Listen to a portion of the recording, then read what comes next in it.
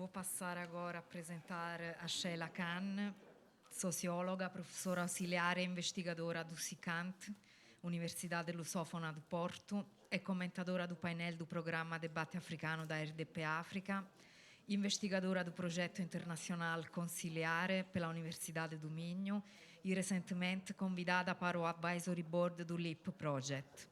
Em 2025 foi reconhecida pelo seu percurso de investigação pela plataforma Mulheres na Ciência. A Sheila Khan nos vai falar de afrodescendentes e produção do conhecimento. Obrigada.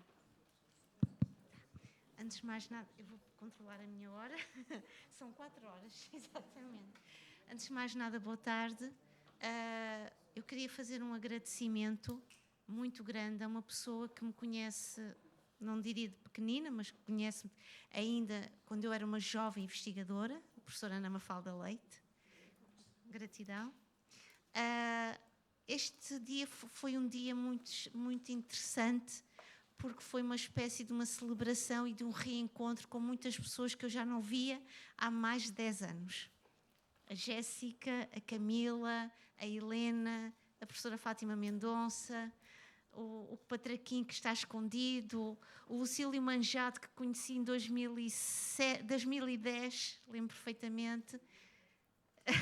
E há aqui várias pessoas por quem tenho um enorme carinho, e um carinho discreto, mas sempre aqui um carinho bem guardado. E o Delmar Gonçalves, que foi uma pessoa tão importante para mim no tempo do meu projeto de pós-doutoramento, quando comecei a trabalhar, ainda já numa fase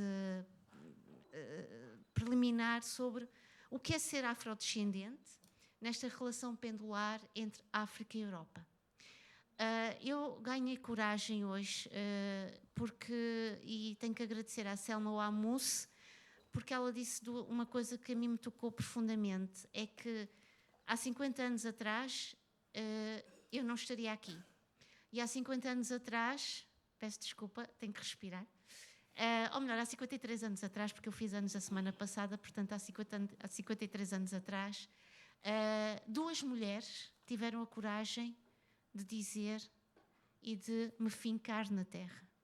Uma foi a minha mãe e a outra foi a minha avó.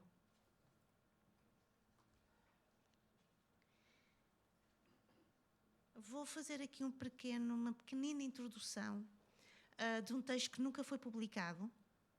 Fui convidada para escrever este texto na altura, porque o editor tinha uma ideia em mente de uma publicação e depois, gentilmente e de uma forma muito simpática, disse-me: olha, guarda esse textinho porque afinal aquilo que eu tinha na cabeça não vai sair como eu quero, mas eu ganhei coragem com a Selma Ouamousse.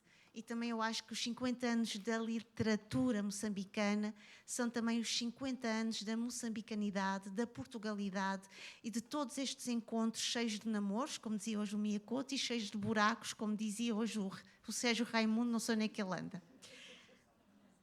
Então, antes de começar a minha reflexão, eu vou inspirar-me neste pequenino texto que eu fiz, que nunca foi publicado e que explica muito o tema e o argumento que eu vou desenvolver nesta reflexão partilhada.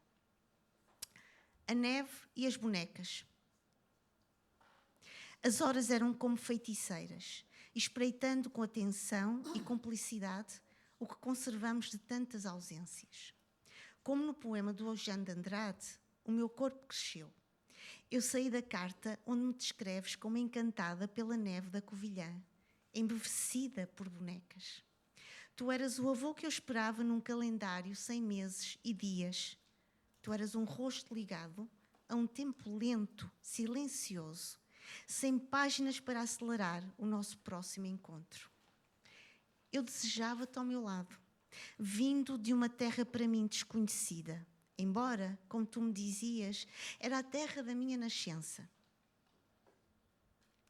Eu pedia para mim, como um segredo só meu, aquele corpo, aquela pessoa que me ajudasse a completar este puzzle buliçoso em constante interrogação. Eu queria aprender contigo a origem do meu ser, do meu nome que eu não entendia, quando me chamavas nas tuas cartas, nos teus postais, de Sheila Craveirinha. Sem saberes, foste depositando em mim o desejo de ser condor. Leio com atenção o que resta de nós. Não encontro nenhuma fotografia de nós os dois juntos. Apenas pistas de uma memória que eu vou compilando à medida que vou percorrendo as linhas que escreveste para mim. Onde guardaste a tua saudade, a tua ternura, a tua vontade do meu regresso à terra que te enaltece. Eu retornei a essa terra, como mulher, à procura da tua voz, do teu abraço, do teu olhar que recordo tão singular, macio, doce e sempre misterioso. Fui tarde ao teu encontro, sobrou apenas silêncio e a tua ausência. Guardei para ti aquela menina encantada com a neve e com as bonecas. Ainda não adiei o nosso encontro. Um dia faremos os dois uma outra viagem à Covilhã, para juntos na neve contarmos num poema teu, Caringana ou a Caringana, as vidas que respiram no meu nome. Um dia o teu sonho de estarmos perto, próximos, lado a lado, será dos dois. Avô, não quero adiar para nunca a palavra amor.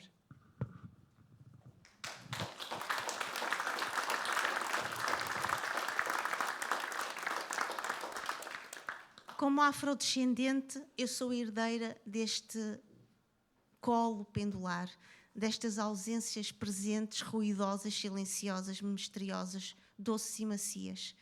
Como afrodescendente, como tantos de nós, crescemos num pacto de silêncio, que era um pacto de silêncio doméstico, familiar, porque fui percorrendo também outras famílias que fizeram pactos de silêncio, porque nunca quiseram contar a história que os expulsou de um determinado dia e que esse dia nasceu com a independência de Moçambique.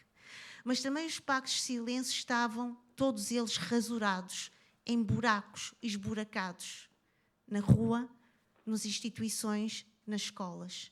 Eu nunca encontrei uma história completa, como muitos de nós que estudaram, que cresceram e que foram formados no espaço e no lado de uma geografia ocidental. A um determinado momento, perguntámo-nos, tal como Mia Couto perguntou no Mapeador de Ausências, e que eu passo a citar. Viu aquela fotografia? Pergunta. O mais importante não eram as pessoas que apareciam na imagem, eram as que faltavam. Página 67 do livro O Mapeador de Ausências.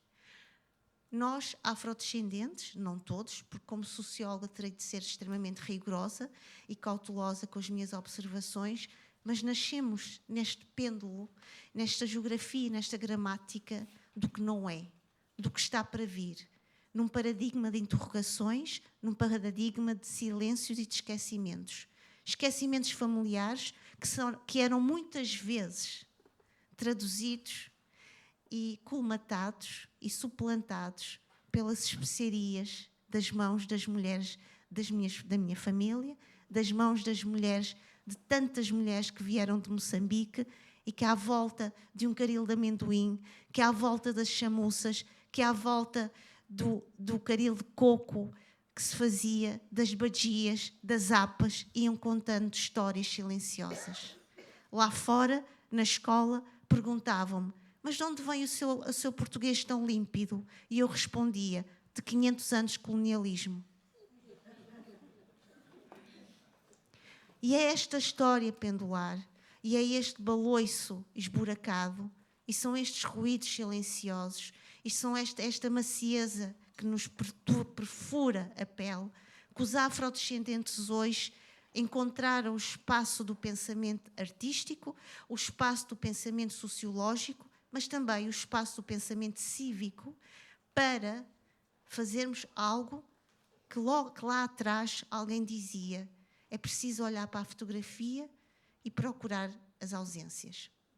Vários estudos têm sido feitos e que têm-nos ajudado, efetivamente, a não ir ao encontro das respostas, porque esse é o caminho fácil, esse é o caminho inerte da produção do conhecimento, da história, da sociologia, de um todo que não é apenas repartido, como dizia hoje o Mia Couto, mas, acima de tudo, de um conhecimento histórico partilhado.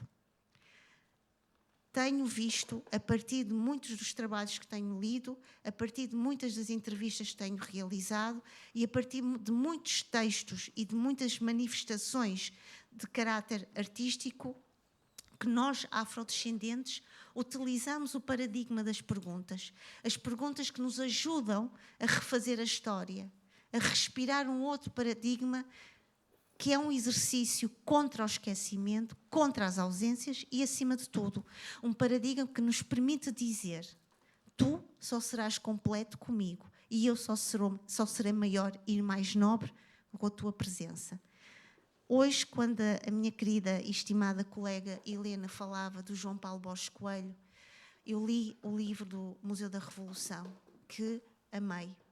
Foi mais uma daquelas cartas longas sobre a minha história não vivida em Moçambique, mas também foi uma carta declarada de amor partilhado, em que eu sabia que estava lá, porque ele precisou de mim e iria precisar de outras vozes plurais para construir não apenas a história moçambicana, mas também a história de um Portugal que se fez a partir de processos de colonialidade, de domínio e, acima de tudo, de uma invasão do corpo dos outros. Vou ler uma parte de João Paulo Borges Coelho que me parece essencial. Tenho 4 minutos.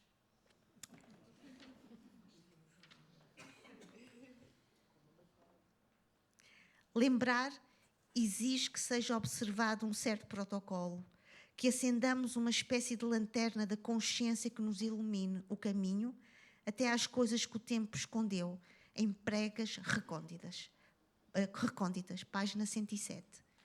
O que eu gostaria de dizer é que vozes hoje da afrodescendência são essenciais para percebermos o caminho, a evolução, a forma como as nossas histórias, as nossas narrativas, os nossos esquecimentos e as nossas ausências só ganham corpo, só ganham verticalidade e o sentido nobre da humanidade em pluralidade, em diversidade. Vozes como Mia Couto, João Paulo Borges Coelho, com Mapeador das Ausências, com o Museu da Revolução, que vão buscar essa pluralidade, mas vozes que também estão em Portugal e que têm cantado, escrito e pensado a narração dessa nação que não se fez só em África. E o Mia Couto hoje foi extremamente clarividente a dizer isto. A nossa inteligência é perceber que África tem um pensamento enormíssimo e profundo e rico para falar sobre a gramática da experiência ocidental humana. Gostava de terminar dizendo o seguinte: este é um caminho lento, mas é um caminho macio e misterioso.